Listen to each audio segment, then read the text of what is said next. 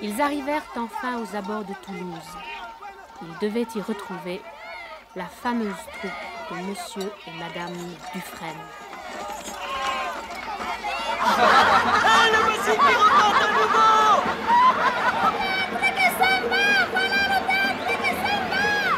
Il s'en va! Je crois qu'on peut dire que ce film est un monument du cinéma français. Le Molière d'Ariane Mnouchkine, qui est sorti en 1978. D'ailleurs, à l'époque, quand il sort, au Festival de Cannes, c'est le plus gros budget du cinéma français. On n'a jamais autant dépensé d'argent dans un film. Ariane Mnouchkine, c'est une femme de théâtre, d'abord.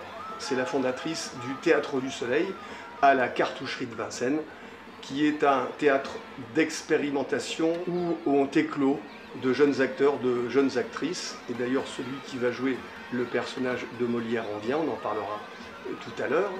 Ce film a pu voir le jour grâce au papa d'Ariane Mnouchkine, qui n'est autre que le grand producteur Alexandre Mnouchkine. Avec Georges Dancingers, ils ont produit quelques chefs-d'œuvre du cinéma, notamment Fanfan la Tulipe de Christian Jacques, plusieurs films de Claude Lelouch, de Philippe de Broca. Ce sont des nababs, comme on disait autrefois. Ce film est une fresque, car s'il a fallu un tel budget, c'est que Ariane Mnouchkine voulait restituer cette France avec toute la misère qui pouvait exister dans le royaume de France. Molière, avant de devenir l'auteur de cour, le comédien du roi, a sillonné la France avec l'illustre théâtre, qui est l'ancêtre de la future comédie française, qu'il créera plus tard.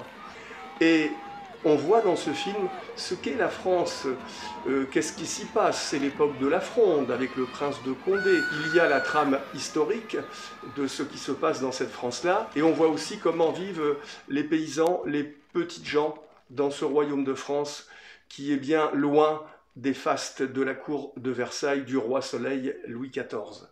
Ce film nous montre tout cela. Et bien sûr, pour incarner Molière, il fallait un acteur capable d'endosser ce rôle écrasant. C'est un des comédiens de la troupe du Théâtre du Soleil qui va jouer ce rôle, c'est Philippe Cobert.